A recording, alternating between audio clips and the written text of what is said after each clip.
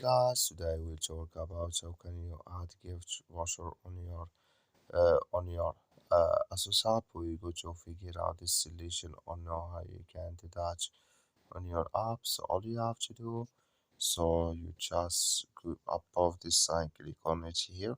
So when you click on it, it's going to show for you a list like this.